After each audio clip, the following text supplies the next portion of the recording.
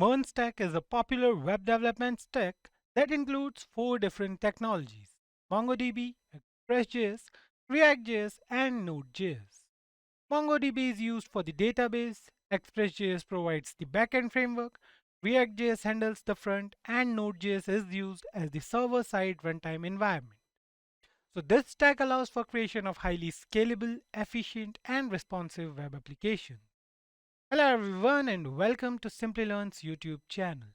Today, we'll take you through the most frequently asked interview questions in MERN Stack web development. In this video tutorial, we'll cover all the technologies related to MERN Stack. But before we begin, let me tell you guys that we have regular updates on multiple technologies. So if you are a tech geek in a continuous hunt for the latest technological trends, then consider getting subscribed to our YouTube channel and press that bell icon to never miss any updates from React.js interview questions.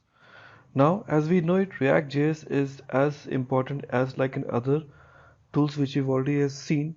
So what is the JSX here? JSX called JavaScript syntax extension.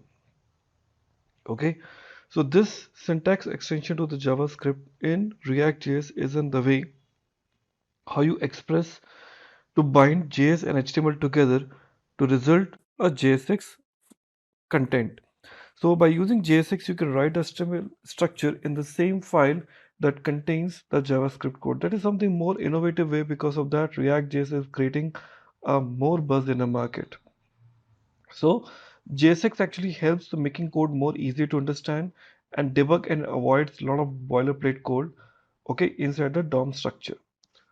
Now, the next thing is, what is the virtual DOM? See, the virtual DOM is representing a DOM in a memory. Okay, that is called virtual DOM. So manipulating the real DOM is much more slower and costly affair.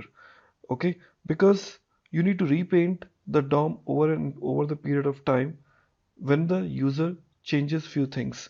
So when the state change, virtual DOM changes, and only the objects which are in real DOM, okay, update instead of updating the entire object. So that makes your page to be load far more faster.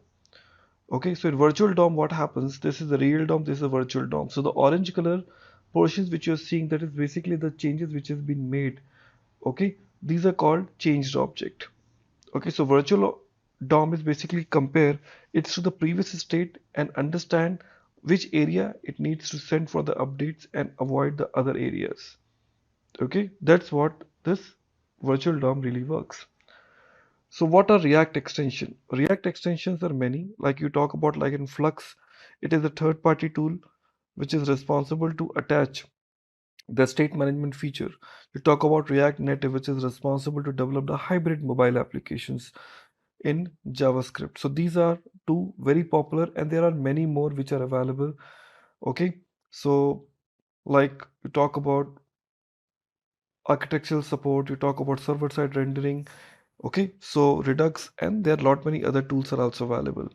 So what is an event in React and how you're going to create that? So React is basically offering the ideas of handling the event very fairly easy, so that you talk about clicking anything, you talk about taking your mouse somewhere. So these kind of options generate an event. So for that, we typically say alert, and you click on this render, you click on this button in a curly braces, you call the function to trigger to event. Now, what are the components in React? So friends, React components are nothing but a call view. Okay, like a complex view can be divided into the smaller portions. A complex UI can be distributed further to create more better and reusable views. Clear? So it splits the user interface into the independent pieces of code which can be developed and joins later on. Okay, so that's how you define the component in React. So in Angular and React, in both the areas, the word component is very much used. So the component meaning is very simple. You talk about a view. So what is the state in a React? So state is a React is nothing but is the one which identify what was and what is now. Okay, which stores the value for the specific period of time which changes, and React is basically detecting those. So It is changing because of some actions either taken by the users or by the applications. Okay, so it keep tracking about all those states what it was there. Like in, I'm talking about an incrementing in a counter. So that is also the state available there.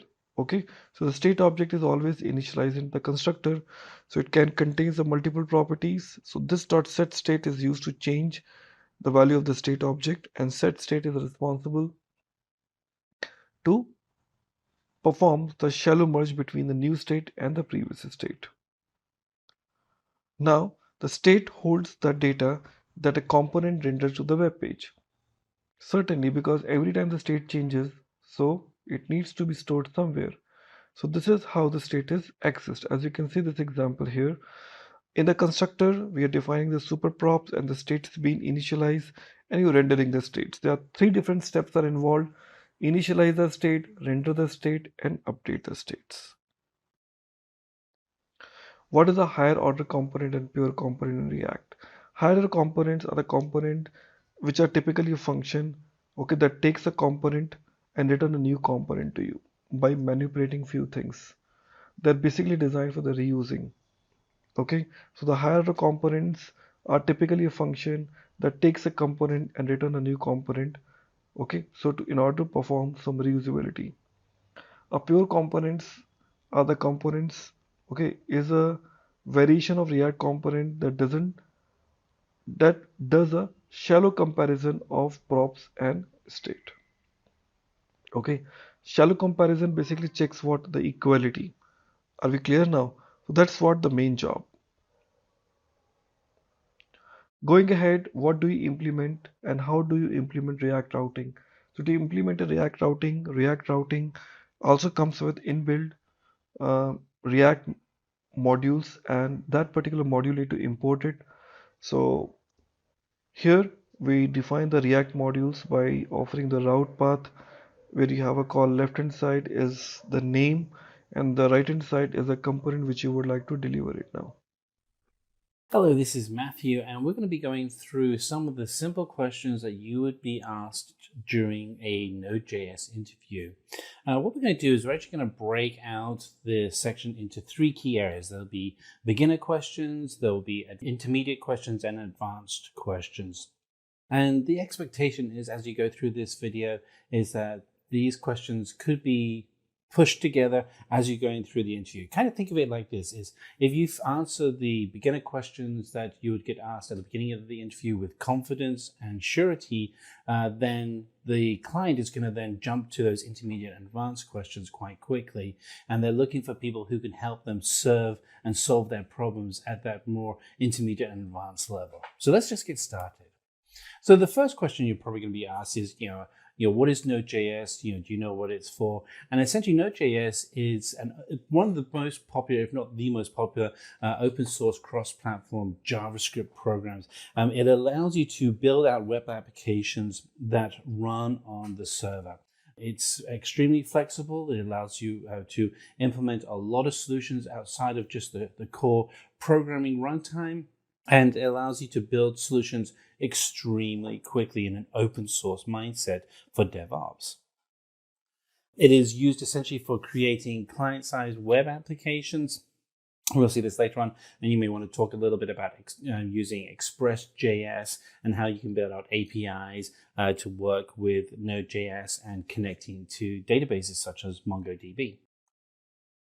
And that is also really good for being able to store data-intensive applications that are asynchronous and event-driven in their model. And this is important when you're talking about creating applications that can scale rapidly. So you're going to then be asked, how does Node.js work? Well, Node.js itself is actually built on the V8 engine, and the V8 JavaScript engine is the same engine that runs JavaScript in your Chrome web browser, extremely fast. It allows for high output and non-blocking through your I/O input outputs, and is single-threaded event loop. So you're going to be then asked, where can you use Node.js? And And the reality is the applications for Node.js keep expanding, but there are some core applications that you can work with Node.js right now. So such as web applications, distributed system, and network applications. Probably referencing the web applications is a really good starting point because here you can actually talk about maybe some examples that you've done where you're building out some of these web applications.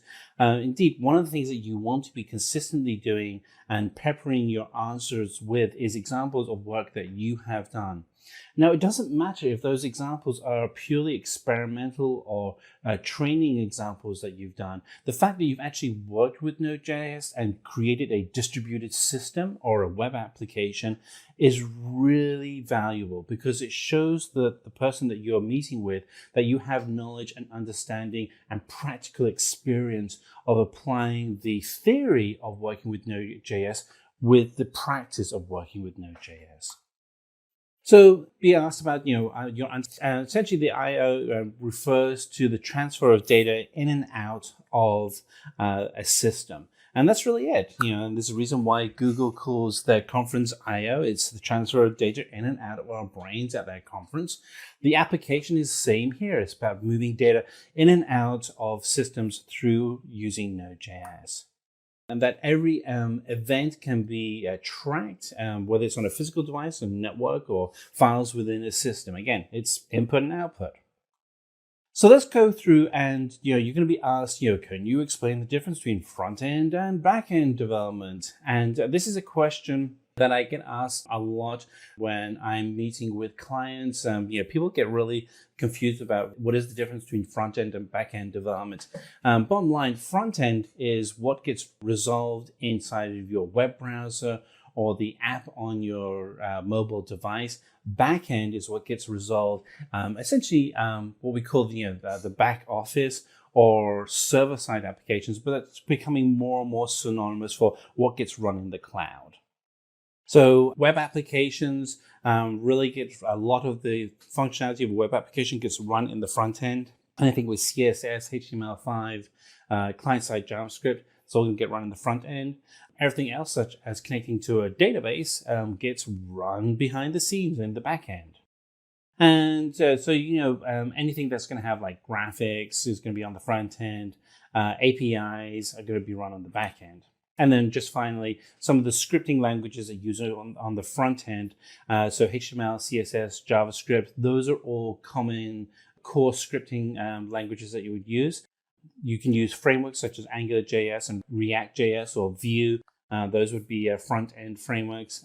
Back-end frameworks would include Java, PHP, Python, and Node.js are some of the back-end technologies. You could also throw in there .NET as well. It's just a whole litany of front-end and back-end technologies and frameworks that you can use. And this is actually a good point to kind of explain the experience you have outside of just working with Node.js, but other technologies that you've been working with that potentially that the client is also using. So another question you're going to be asked when you're looking at Node.js is, can you tell me about NPM? And so when somebody asks you what is NPM, the first thing you're going to respond is, do you mean Node Package Manager? And the reason why you want to respond like that is that you want to qualify their question with understanding that you know what they're talking about, but you want them to verify that. And so Node Package Manager is NPM. And it's responsible for packaging all of your modules that you're working with in Node.js. And we have a whole series of videos that we've done on Node.js, and every single one of them includes references to NPM. So you're going to be asked, okay, you told me what it is, can you go into a little bit more details? So can you provide two main functionalities? And so one of them is being able to manage online repositories of modules and packages. So you can go to like search.nodejs.org and you can find packages that you can install into your solution, such as Express.js. And it also provides a command line utility that allows you to manage your packages very quickly through terminal window or command line. I use VS Code a lot, Visual Studio Code, and it has a command line utility built right into it that allows me to interact with NPM. So what are some of the modules in Node.js? And so, modules in Node.js, they're essentially like JavaScript libraries. So you can think of some of the JavaScript libraries that you may have used. The functionality is somewhat the same, but they're designed for Node.js and to run on the server. And there are ways in which you can go ahead and create some of those modules. So for instance, if we're creating a web server, you can actually use the require command to be able to require that the server be there. So the example we have on the right-hand side shows that we really do need to have HTTP, which is a web server, and we require that to be installed. And so that if you're running that npm package, it will actually install the HTTP server, and then you can actually write some code to actually then listen on the local host port 2000 for where you'll be running your application. And there are just, there's a whole bunch of modules that come with Node.js right out of the gate. And here are some of the modules that you have. We also referenced just earlier on, HTTP is a core module for running a web server. You have a utility function that is useful for developers to assess features within your Node.js project. You have a URL module for any URL parsing you'd be doing. And you also have a stream, which allows you to be able to stream data in and out of your system and be able to manage how that's being worked. And then zlib, which allows you to compress and decompress files so that you can keep your storage of files to a minimum. So a question you're going to be asked is, why is Node.js being preferred over backend technologies such as Java and PHP? Particularly with Java, it's a very mature, stable language. It's been around for more than 20 years. PHP runs some of the most powerful and largest websites out there, such as Facebook. So why would you use Node.js? Well, the first response is kind of a gimme, but it is really fast. And if you watched any of the videos that we've done on Node.js, building out solutions and developing the solutions, you'll see just how fast it is. The second is the really kind of the secret sauce with Node.js is the Node Package Manager. And Node Package Manager allows you to install additional functionality such as Express or Mongo as a database into your solution really quickly. And there's over 50,000 bundles available for Node Package Manager. If you're building out a real-time application that's data intensive and you need to have APIs quickly developed, then Node.js is really the great solution for you. It allows you to build out these solutions really quickly. And there is a easy synchronization between the server and the client due to the code base. And then finally, because the structure of Node.js is JavaScript, if you are making the pivot from being a front-end web developer to Node.js, it's just going to make it a lot easier for you to pick up Node.js because you have that common language of JavaScript. And on top of that, JavaScript is the world's most popular scripting language. So let's talk about some of the differences between Angular and Node.js. And so the reason why this question may come up is the person interviewing you is seeing whether or not you do know the difference between a front-end framework and a back-end framework. And this is one of those questions where you can go, well, there are differences, but the differences are because they complement each other.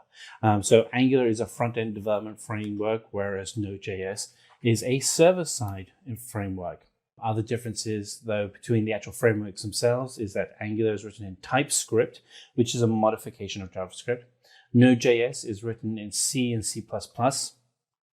Angular is used for building out single-page client-side web applications. And so that's the key word there is client-side.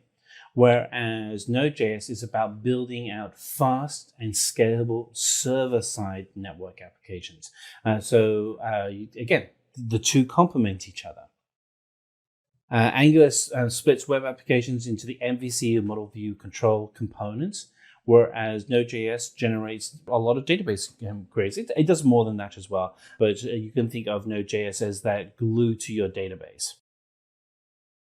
So let's talk a little bit about when you're connecting to a database with Node.js. And so you're going to probably be asked, what is the most popular database used with Node.js? And there are a couple. MongoDB is largely the most popular NoSQL cross-platform database. MySQL is also very popular, and that's a more traditional relational database. You would go with MongoDB for really more modern solutions.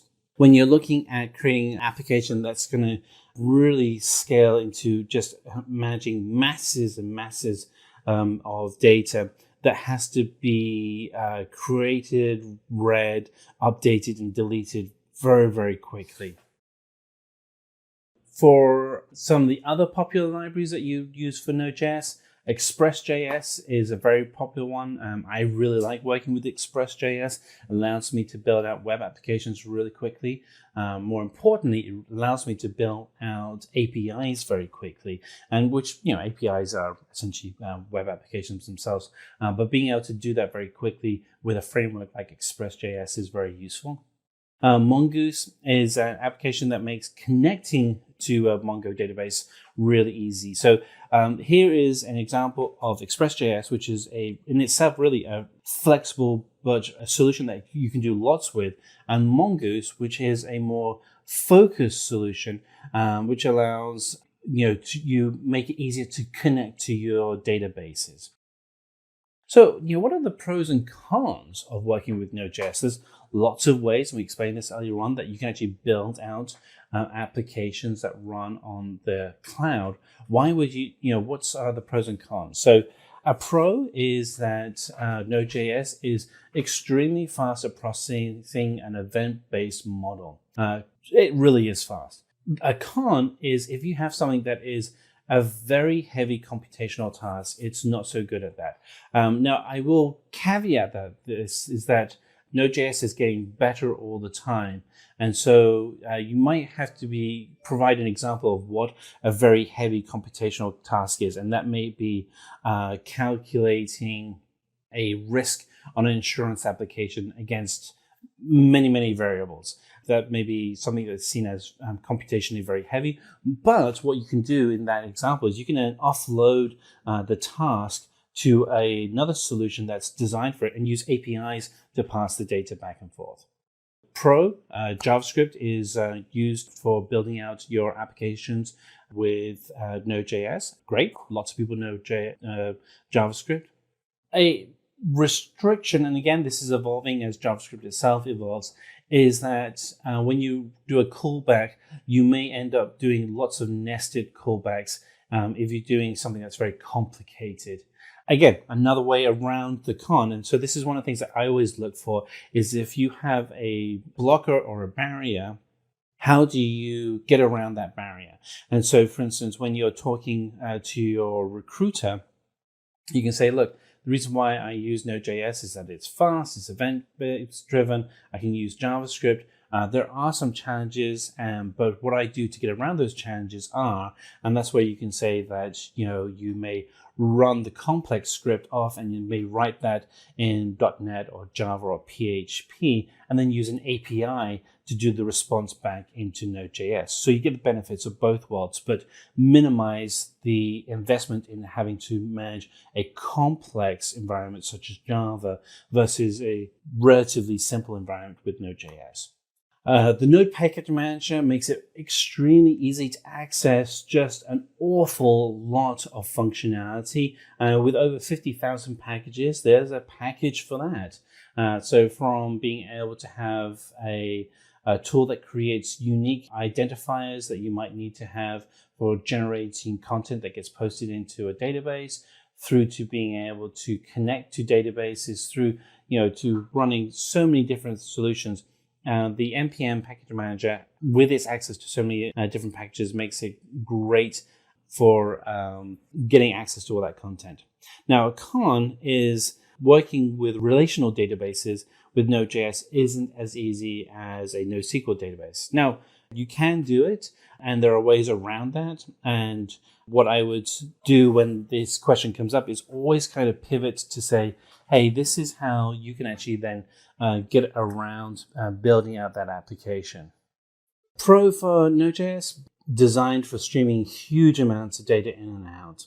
A con is that Node.js is single-threaded, and so it can be CPU intensive. But again, there are ways around that, and a good way around that is scaling your solution in elastic environments such as the cloud. So what is the command used to import an external library?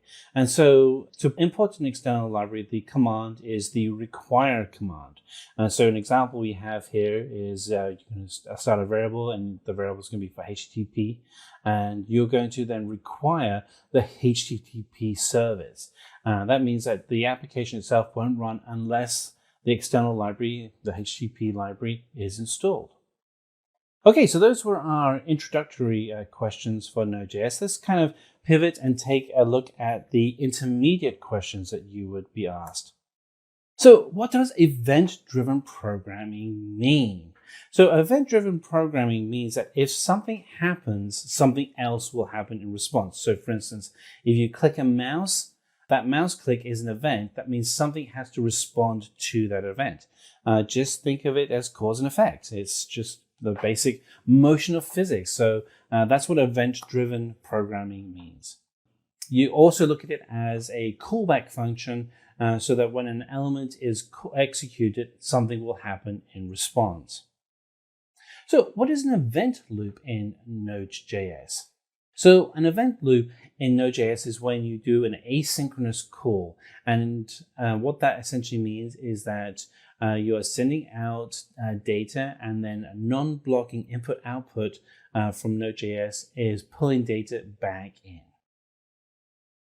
What is an event emitter in Node.js? So an event emitter has really two areas of focus. One is that it manages the classes that hold all the objects within your event. And we have an example of this on the right-hand side. And then whenever an event actually is thrown, the functions are then called on that event synchronously. So for instance, we have in our example on the right-hand side, we create an event, and then we have the functions that are executed in a series from that event. So let's talk about the API functions in Node.js. So there are two types. One is an asynchronous non-blocking function, and the second is a synchronous blocking function. And the difference between the two of them is asynchronous is that there is no structure to the order for how the API is resolved. Synchronous means that when the feedback from the API is received, you have to execute the response in a series for how the response is sent to you. So what is a package JSON file? So the package JSON file is at the heart of our Node.js package, when we actually will initialize a solution, a folder to be a Node.js package. You'll find that the package itself holds all of the metadata that's particular to the project you're working on, such as project name, version, requirements. You have to have it installed in the root of the directory for the project. And again, look at any of the videos that we have on Node.js. We do have demonstrations within those videos that actually then go through and break out how to create that root package. And you'll see how you can actually then go ahead and update the instructions or the metadata within the package. So here we have an example of what that metadata looks like. So again, this kind of continues that question of what is a package JSON file?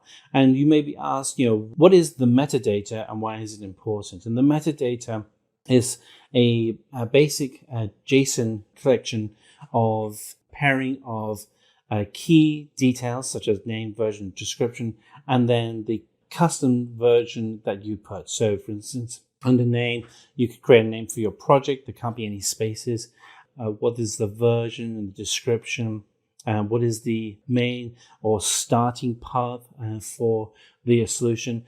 Typically, that would be index.js, but it could be anything.js. But index.js is typical simply because index.html is the starting point for a typical web application. So how would you use a URL module in Node.js? So with a URL module, what it allows you to do is really two things. One is that it provides the resolution and parsing of a URL for utilities in your application. And then it allows you to extend your module with built-in solutions and split up the web address into a readable format. So in this example, we have the URL and the response it would give for that URL, which would then be a year and month, and it would be in a readable format. So it would read out as 2020 and then the month. So what is Express.js? Now you've heard me mention this a couple of times in the video, and we actually have a separate video on Express.js. But Express.js is a web application framework that allows you to build out web solutions for both mobile and traditional desktop right inside of Node.js. So it's very easy to use. Being able to install Web.js is as simple as requiring Express to be installed. In the example that we have here on the screen, it's a full solution of showing how to actually build out a solution with Web.js. So in this example, you start off the first two lines, require Express to be installed, and the install comes from Node Package Manager. Then we have a simple application that will then send to the browser window a hello world message confirming that Express is up and running. And then the third block of content, starting with var server, actually will define the port where your application is going to run. So in this instance, the port is going to run on localhost, and the port will be port 8081. And so you can actually go to localhost 8081. And when you do that, that will trigger the application that will forward up the message, hello world. And it's all coming from Express.js. So what are streams in Node.js? So streams are objects that allow you to read and write data continuously back and forth within your application. And there's really four different types of streams. There's readable, writable, duplex, and transform. The readable one is streams for which data can be read. The writable is streams that you can actually write to. A duplex is a stream where it is both readable and writable.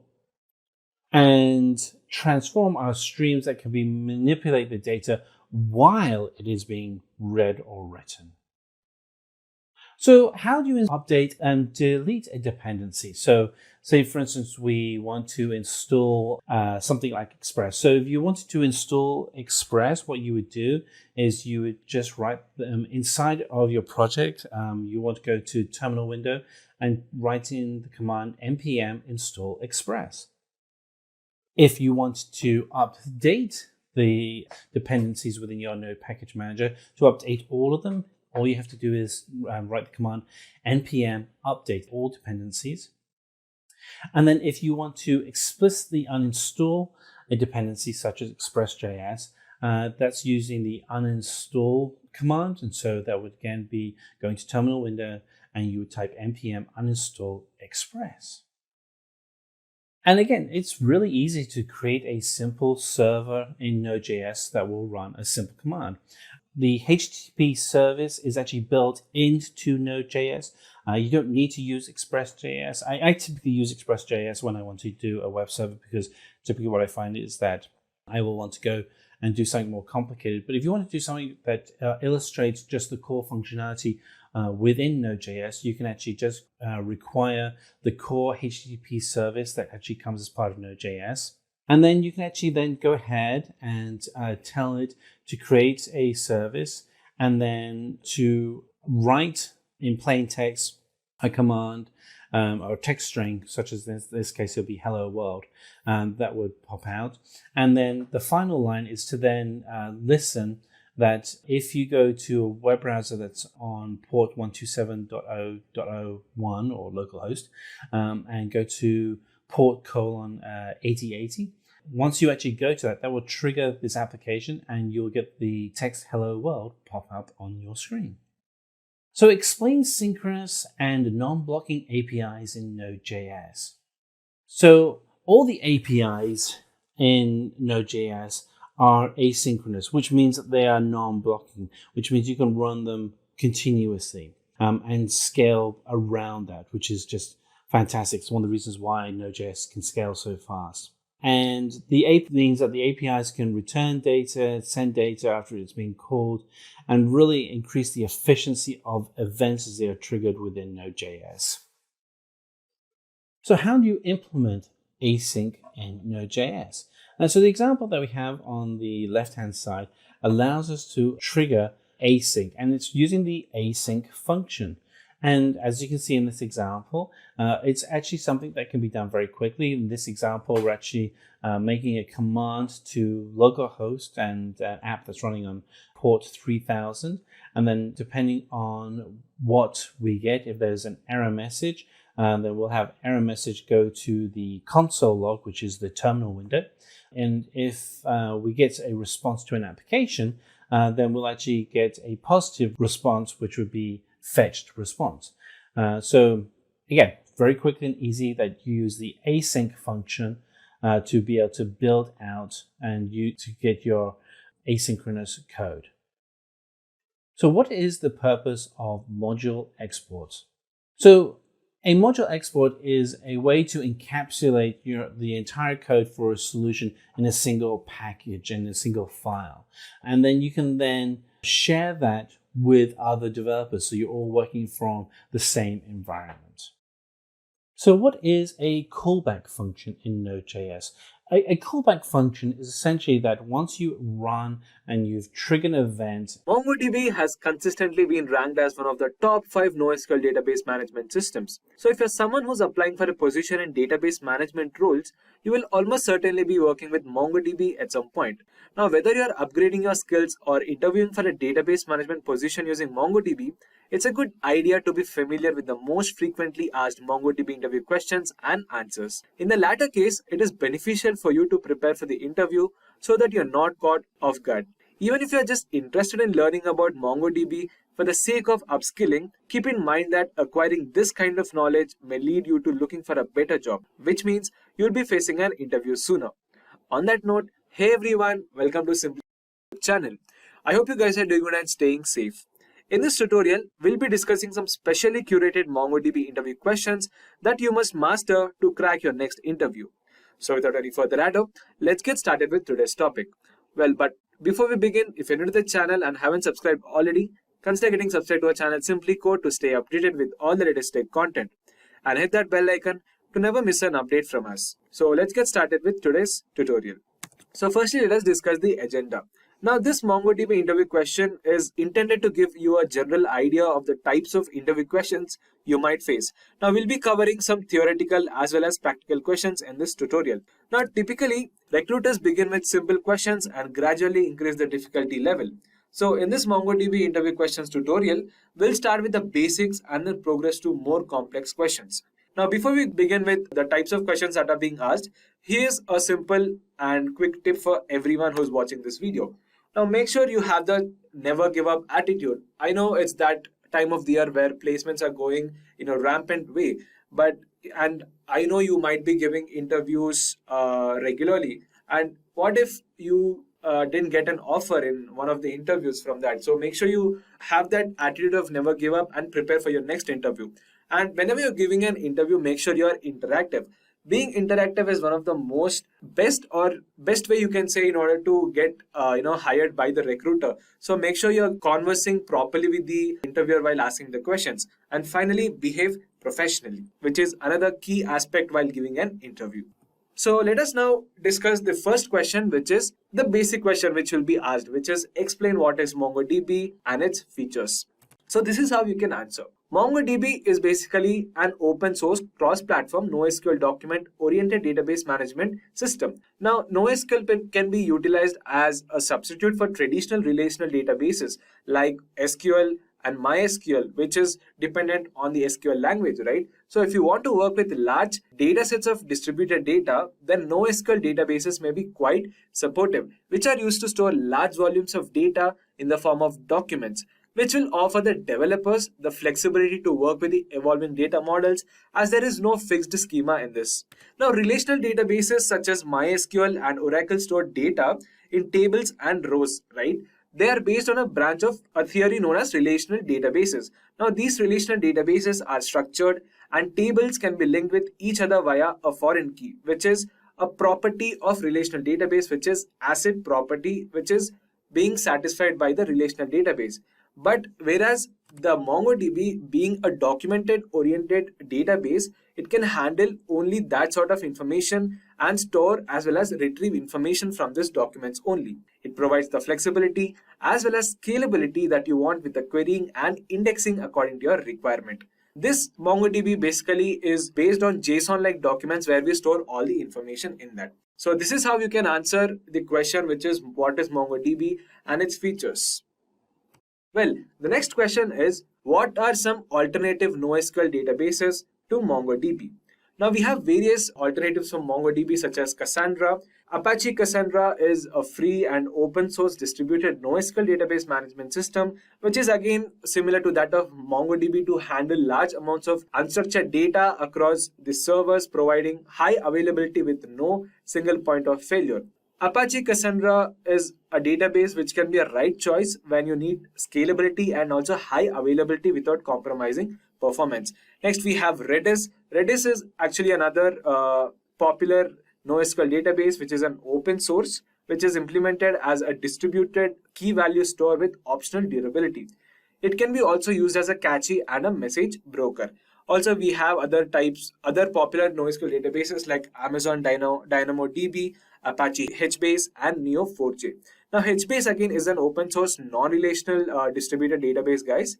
It is generally written in JavaScript and it is also developed as part of the Apache Software Foundation. So these are some of the examples and can be used in alternative to MongoDB. Alright, let us now move to the next question, which is, what type of NoSQL database is MongoDB? Now, in general, we have 4 different types of categories when we talk about in which category MongoDB comes under. So basically, we have key value, column-based, document database, and graph database. Now, when I talk about key value, these databases store data as an index key and value pairs. These databases store data in a schema-less way. Example of key value data store include Cassandra, Redis, DynamoDB, and etc. Next, we have column-based. Now, column-based or column store type of database is the one where these databases are designed to store data as columns of data rather than as rows as data. If it stores in a row type of data, again, it becomes a traditional, which is not a NoSQL database, right? So again, example of a column store databases are HBase, even Cassandra comes under the column-based as well. Next, we have the document database, which is actually the type of NoSQL database that we are looking for, which is MongoDB. Now, document databases are designed to store documents with each document having a unique key. And popular document databases are Couchbase and MongoDB. And finally, we also have a graph type of database where they are based on graph theory. So these databases are basically designed for data which needs to be represented as graphs. So the data that is present in this sort of database is interconnected with multiple number of relationship between them in the form of graphs and trees. And a popular graph database is Neo4j as well as big data. So this is what MongoDB is, and it comes under the document database type of NoSQL database. The next question is, how does MongoDB store data? Now, data in MongoDB is stored in JSON documents or the JSON style data structures. Documents contain one or more fields, and each field contains a value of a specific data type. So MongoDB stores data records as documents, which are in the form of JSON documents, which are gathered together in collections. So these documents, as we said earlier, has a sub-specific data types, including, let's say, arrays, normal general data, and these documents tend to share a similar structure, which are organized as collections. So you can say a group of documents are kept in a collection. It may be helpful to think of documents as in a comparison to the rows in a relational database. So fields are similar to columns and collections are similar to tables in MySQL database, which is again a no, it's a relational database. So this is how MongoDB stores data. The next question is, MongoDB is a schemaless database. If yes, how do you create schema in MongoDB? Now, the schema of a database describes the structure of the data to be stored, right?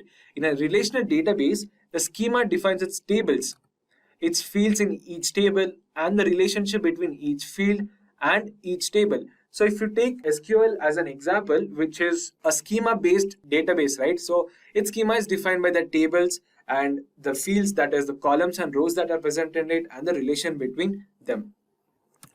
On the other hand, we have MongoDB. Now, in documented-oriented databases like MongoDB, data is stored in collections of key value pairs. Now, given that JSON is a schema-free data structure and that MongoDB depends on it, it would be more accurate to say that it has a dynamically typed data. So whenever you create and insert a document to create a schema, it will automatically create one for you. So whenever a document is added, the database will automatically create the corresponding collection. The next question is, how is MongoDB different from SQL and better than MySQL?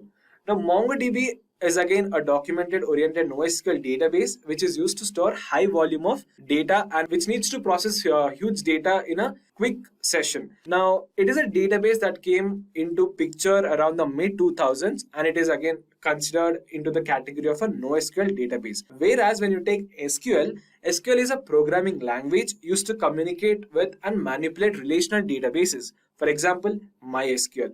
Now, there are quite differences between both of these databases, right? Being one as a relational database, the other being relational and non-relational database, there are quite differences between them. So, for example, if you take the structure, in SQL, data is represented in tables, whereas the data is represented in documents, and this further documents are stored in collections. Now, schema, again, SQL has a predefined schema. So whenever you're creating a table, you need to predefine its schema. Whereas MongoDB does not have the implications of specifying any schema before working on it. So it has basically a dynamic schema. Next, we have this scalability.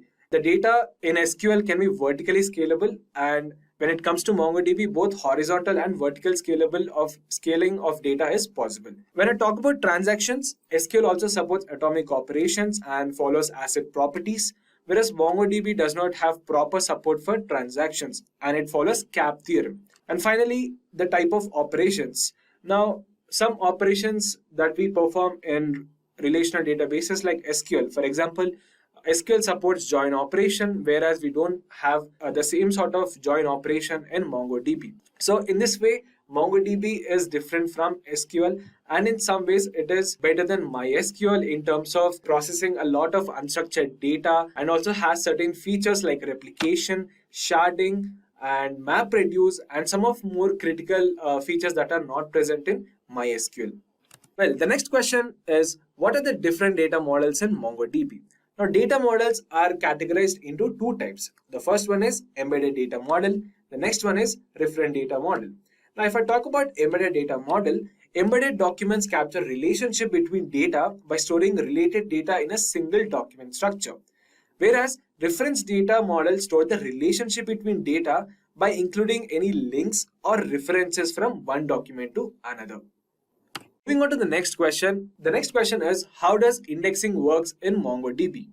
Now, a good indexing strategy, be it a relational database or a NoSQL database, it is essential for ensuring that your database returns your results as quickly as possible.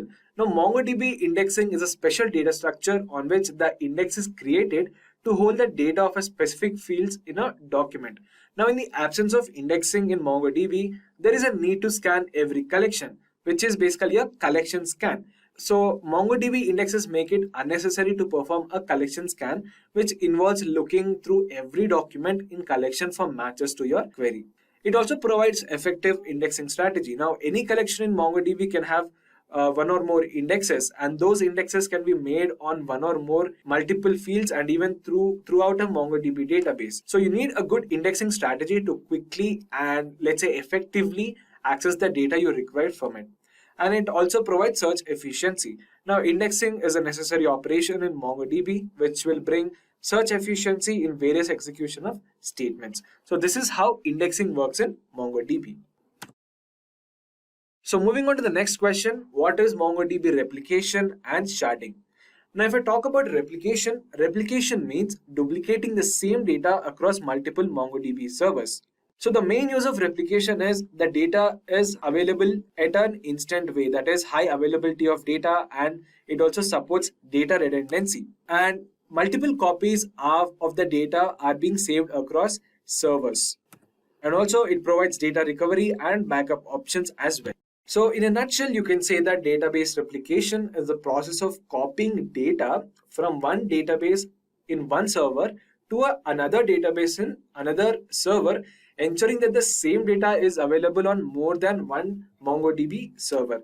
So again, the main purpose of using replication is data redundancy and high availability. So by keeping data several copies or replicas stored on physically separate servers, it will ensure that the data is protected and it is also accessible whenever we need. And also by generating multiple copies of your data, replication enables you to increase data availability, which is also another important factor.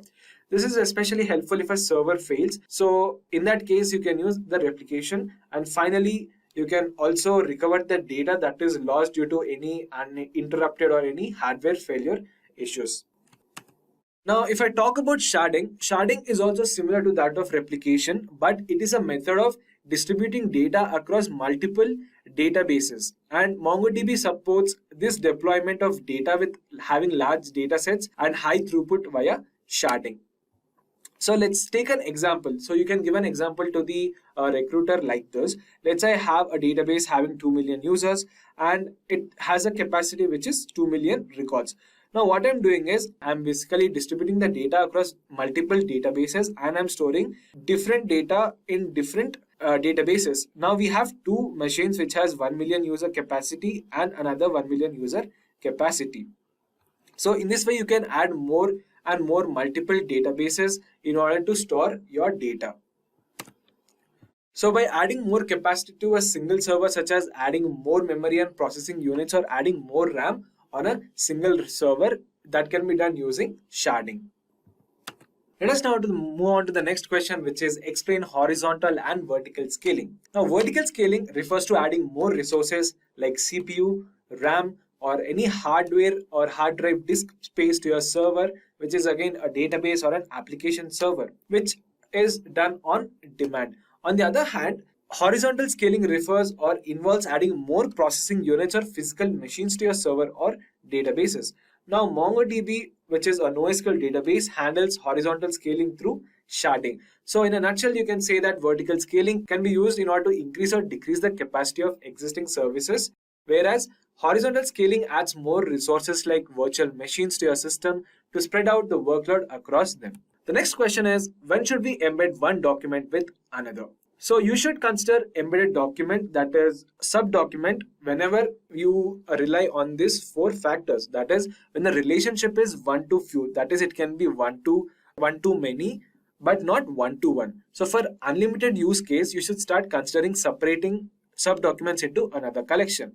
The next situation is when retrieval is likely to happen together, which will improve the performance. In such case, you can embed one document with another. The next factor is when updates are likely to happen at the same time, you can use this multi-document transaction by embedding data model. And finally, when the field is rarely updated, in such case, you can use the embedded document. Well, let us now move on to the next question, which is what are replica sets, and explain primary and secondary replica sets. In MongoDB, the process of replication, as we discussed earlier, is done via using replica sets. In simple words, it is a group of MongoDB processes to keep the same data across different servers.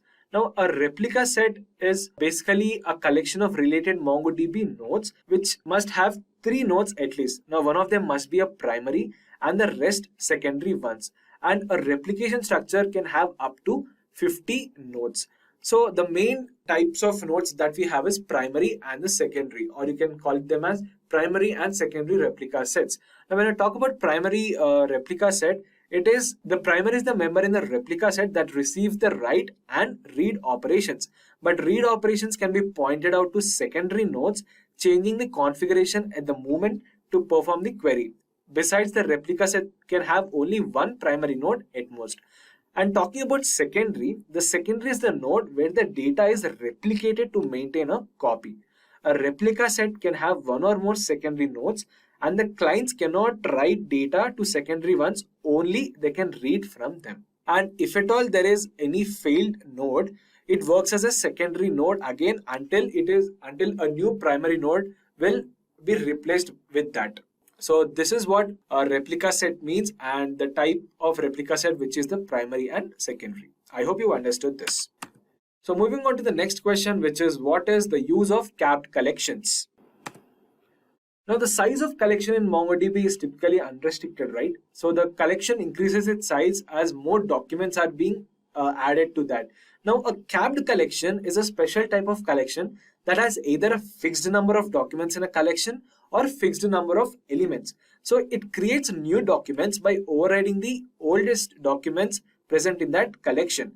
So capped collections can have maximum size or document counts that prevent them from growing beyond the maximum threshold that is being allocated.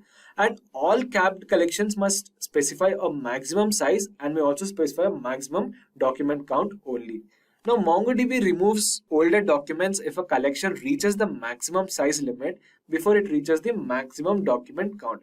So overall, the structure and functionality of a capped collection supports high performance for CRUD operations like create, read, and delete. So this is what capped collections is and some of its characteristics and why we use it. Let us now move on to the next question, which is how can you store images, videos, and other large files? Now we often need to store files in our databases, but MongoDB sometimes or it doesn't let you store any file larger than 16 MB in a normal document. So what you have to do? Instead, MongoDB has a functionality specifically for storing large files and it goes by the name GridFS. Yes, you have heard it right. GridFS is a driver specification for uploading and retrieval of MongoDB files which are larger than 16 MB in order to store images, videos, and other large files. It is one of the most popular specifications and it has a size limit of more than 16 MB. So you can store images, videos that have size more than of 16 MB. Now, chunks of files like be it an audio, be it a PDF file or anything, it is being streamed as a chunks. So these are streamed into the database and each chunk is limited to 255 KB in the size. This means that the last chunk is normally either equal to or less than 255 KB. So whenever you read from GridFS, the driver resembles all the chunks as needed. This means that you can read sections of a file as per your query range.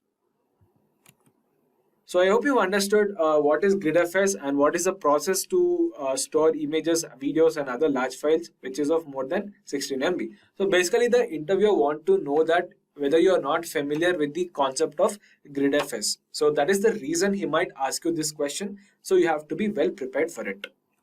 Well, the next question is explain aggregation in MongoDB. MongoDB aggregation processes the data records during an aggregation operation and returns a single computed result. Just like any other operations that are performed in a relational database, similar to that, aggregation is also used in order to act on a group of values from multiple documents present in a collection to perform operations on these grouped values and return a single computed results. Now, it actually groups multiple documents which applies an aggregation operation and it is basically returning us the particular value that we want from that operation. Now, there are various ways on how you can perform aggregation. We have 3 different ways of carrying the aggregation process in MongoDB. The first one is aggregation pipeline. Next, we have MapReduce, and finally, we have single purpose aggregation. So you can further explain each of these aggregation depending upon the interviewer's preference. So basically, aggregation process in MongoDB is modeled on the concepts of data processing, pipeline. So multiple documents enter the pipeline, and then these documents are being transformed into the aggregated results. Next, we have the map reduce. As the name suggests, it has two operations, which is mapping and then reducing that operation. So it will map each document and process along with one or more objects for each document, and reduce phase in which output of map operations are being combined together. And finally, we have single purpose aggregation operation, where these operations aggregate all the documents from a single collection in MongoDB. Now, even though they provide a simple access to the basic aggregation operations, they lack the flexibility that are being provided by the aggregation pipeline and map reduce operation. So these are the three aggregation pipeline method which they go through. First is basically the map stage, which will filter the records or the documents we need to work with. And next it performs the group operation, which basically is the aggregation. And finally, it will sort the data. So it will sort the resulting documents the way we require, that is in ascending and descending order. Now, just like any other operations given by aggregation in MongoDB, we also have 5 different types of operations that we can perform, which is sum, which will add up the values of every document. Next, we have average, which will compute the average value of every document. And we have min, which returns a minimum value from a document. And we have max, which will return the maximum value within a collection. And finally, we have push, which will add the value to an array in the document. Moving on to the next question, what is meant by ID field in MongoDB? ID is the field that uniquely identifies a document present in the MongoDB collection. So when you are trying to insert a new document into the database, MongoDB will automatically create a unique ID field which will have a unique value to its name. Now, by default, MongoDB creates a unique index on the ID field during the creation of any collection. And the ID field is always the first field in the document. And if the server receives a document that does not have any ID field first, then the server will move the field to the beginning. And also, ID field can be avoided in the document that you want to return by setting the value of the ID field as 0 in the query. So what are some utilities for backup and restoring in MongoDB? Now, by default, MongoDB shell does not include any import, export of data, or even duplication or retrieval of data from other applications. But however, MongoDB provides the utilities and database tools to take backup and perform the restore operations. Now, mainly we have 4 types of backup and restoring options, which are Mongo import, Mongo export, Mongo dump, and Mongo restore. So you can use one of these utilities like Mongo dump, import, export, and restore to move your data in and out of your MongoDB database. Now, the most commonly used are Mongo dump and Mongo restore. The Mongo dump utility creates a binary backup, of a MongoDB database. The Mongo dump tool is the preferred method of dumping data from your source MongoDB deployment. And if you're trying to restore the data that you have basically deleted or dumped, you can use the Mongo restore in order to fetch back the data that you have dumped. So the next question is, can you explain about MapReduce process in MongoDB? MapReduce is basically a data processing paradigm for condensing large volumes of data into useful aggregated results. So basically, MongoDB provides the MapReduce feature for only aggregation purposes. And generally, there are 2 phases of the MapReduce, as you can see in the name, which is mapping and reducing. So in the first phase, each document is processed and emits common and redundant part of the document to pass a unique record for the next phase. And in the next phase, all the unique part gets together and aggregated to produce a single result. And finally, we have a query. Here we'll pass the query to filter the resultant set. So with the help of MapReduce, user can perform sorting, filtering, and document modification as per their need. So moving on to the next question, which is, how does MongoDB ensure high availability of data? In general, high availability refers to the improvement of a system or any application's availability by minimizing the downtime caused by routine maintenance or any hardware related issues. So MongoDB automatically stores copy sets and multiple copies of data distributed across servers and data centers. Now, in general, MongoDB is one such database which can provide high availability for the users by using features like replication and sharding. Now, in replication, the replica sets help prevent website downtime using native duplication and automatic failures. Now, MongoDB has a great support for high availability without no thought through replication set, but replica set is not enough for a production ready system. That is, it requires a bit of planning in order to deploy this.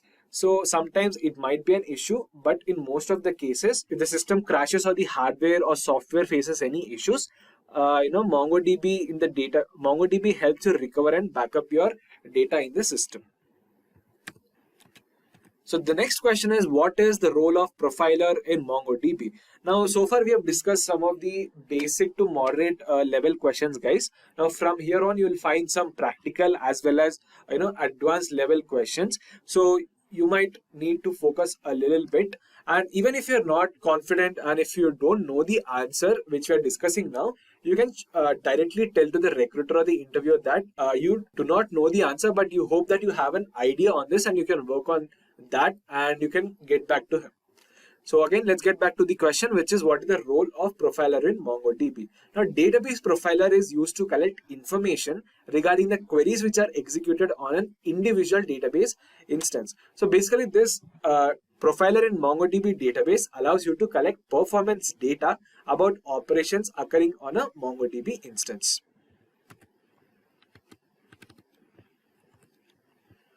The next question is, can we use regular expressions in MongoDB? Now in SQL, we do have regular expressions where we write a query to find certain patterns that are present in our database table, right? In a similar way, regular expressions are also used to match patterns in a document, just like finding a pattern in an SQL tables.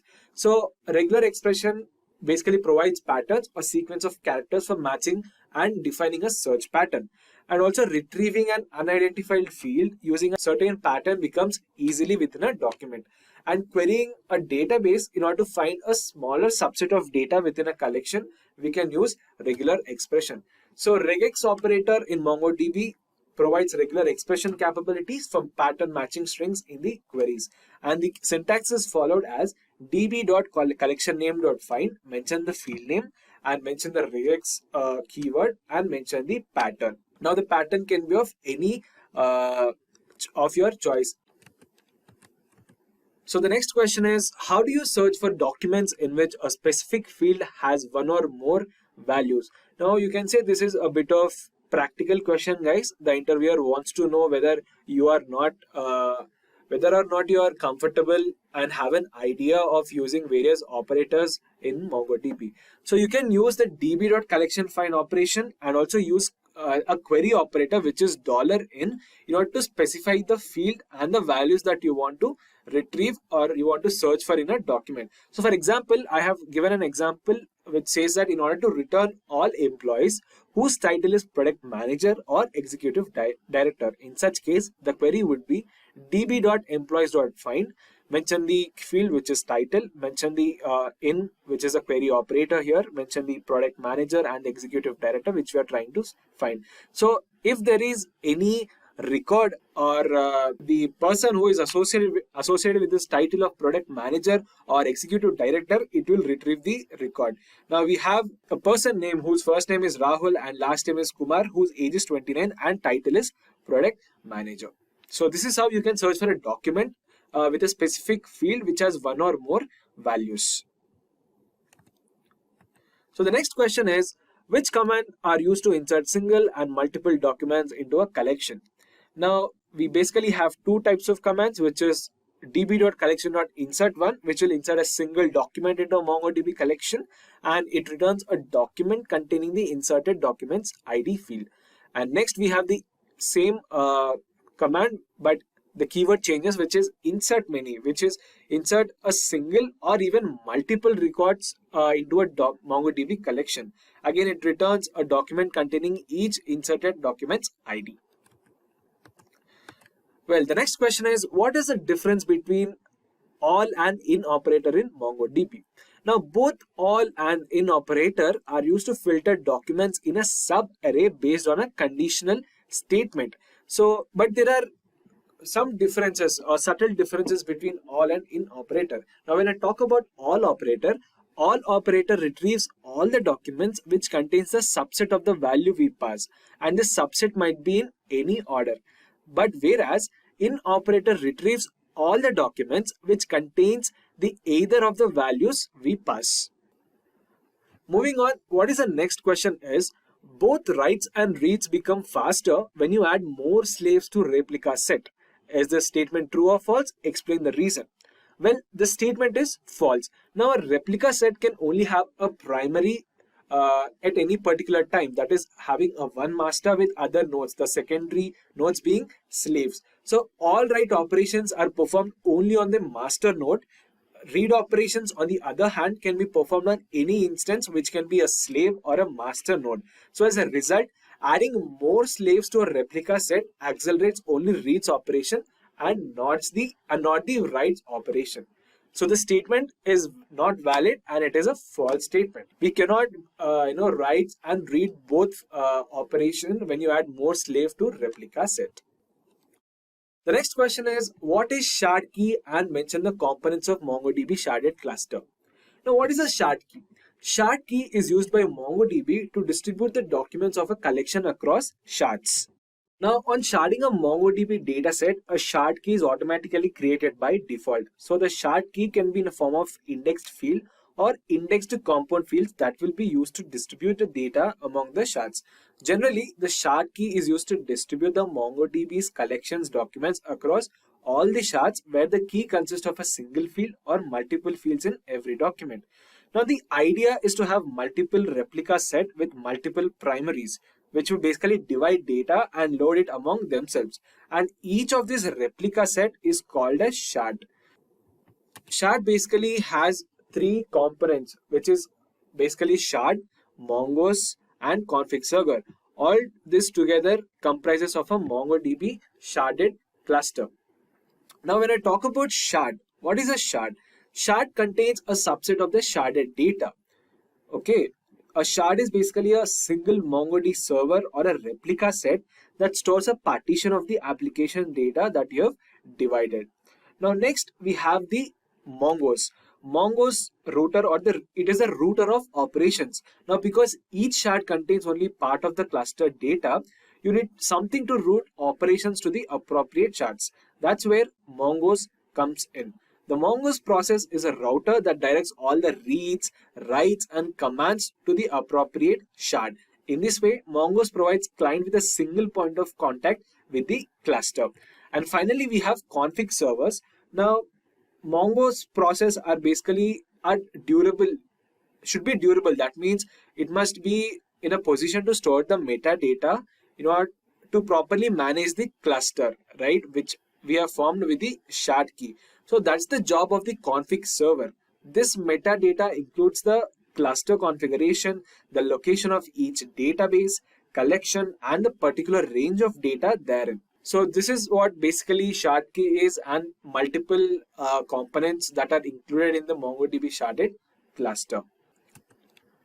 So moving on to the next question, which is, the join clause is a key feature of relational database systems. What is the MongoDB equivalent, if any, and are there any limitations? Now, whenever we hear about joins, we have like different operations like inner join, outer join, left join, and cross join. So similarly, we have a question here. That means if we talk about NoSQL, that means we do not have no joins. That means we do have joins or we do not have joins. That's the main question. But the thing is, we have a join equivalent in MongoDB also, which is the lookup operator, which is a significant disadvantage. That is, it does not work in sharded collection, right? So it's worth noting that rather than looking for a direct equivalent to join, MongoDB developers often simply denormalize the data, and which eliminates the need for a join operation in a MongoDB database. So in a nutshell, you can say it performs an outer join to a collection in the same database to filter the documents from the joined collection for processing. Now the lookup operator adds a new array field to each input document, and this new array field contains the matching documents from the joined collection. So the next question is mention some pros and cons of normalizing data in MongoDB database. Now, normalizing data is a key factor in relational database, but what about MongoDB? Now, updated documents is fast for normalized data and it is relatively slower for denormalized data. Well, on the other hand, reading documents is fast in denormalized data and slow for normalized data. So denormalized data is hard to keep in sync and takes up more space. So RDBMS generally have this organic support for normalization and allow data to be managed as a separate entity, whereas NoSQL DBMSs like MongoDB do not have this active support for normalization. So the next question is, what are the advantages of using MongoDB? Now there are various advantages of using MongoDB. For example, it is an open source DB, that is, it is readily available for everyone to download and perform the operations right away. And it is also easy to use. The syntax is also user friendly, just like SQL. It is also highly flexible, which allows you to store and work on different data types and allows you to store unstructured data of different types in one or more documents. And the security is also a paramount feature for any user, right? So MongoDB provides advanced security features as well. And we also talked about high availability in our previous question. And it also has reliable indexing for a faster retrieval of data. It has a flexible schema design, unlike the predefined schema in relational databases. So this flexible or the dynamic schema design allows you to meet the ever-changing conditions of the big data applications, with a vast amount of data that is being incorporated into the documents. You can have a better edge on the data if you're working on large-scale applications. Then MongoDB can be a great choice for you. With all this, it also gives you high performance, which is another key feature of MongoDB and one of its greatest advantage of a NoSQL database. And that brings us to the last question of our interview question, which is, what are some applications of MongoDB? Now, MongoDB being a NoSQL database is widely popular in many sectors nowadays, and some of the major applications or real-time use case of MongoDB is it is used in IoT, which is Internet of Things. With the world rapidly advancing in technology, IoT plays a crucial role, and it is important that we, as a user, have this intention to store the data and have that data protected in any sense. Now, the data is only getting larger and larger, and we also heard this phrase that data is the new oil.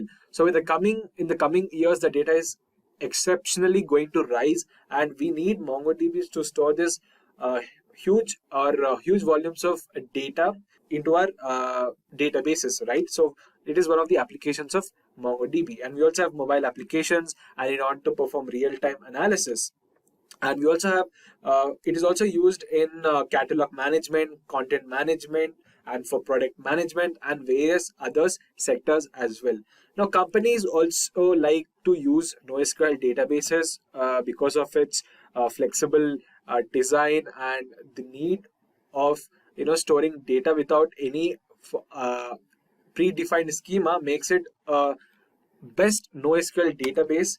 Like companies like eBay, Shutterfly, New York Times, Verizon, and many other big companies use MongoDB nowadays. And also, the one of the real life application or use cases, the best example you can give is Aadhaar card, which is India's unique identification, which is based on identifying a person's identity. So the Aadhaar uses MongoDB to store this massive amounts of demographic and biometric data of over more than 1.5 billion Indian users. So Aadhaar uses MongoDB in order to store the images, QR code details, the personal details of the user in its database. So these were some of the applications of. Well, that's a wrap on our MERN Stack interview question. We hope you found this video informative and helpful. By now, you should have a good understanding of the different types of interview questions frequently asked in MERN interviews. And if you are interested in learning more about web development, there are plenty of resources available online. You can also check out our website for more information on full stack web development training courses and certifications. Thank you for watching, and we'll see you next time. Hi there, if you like this video, subscribe to the Simplilearn YouTube channel and click here to watch similar videos. To nerd up and get certified, click here.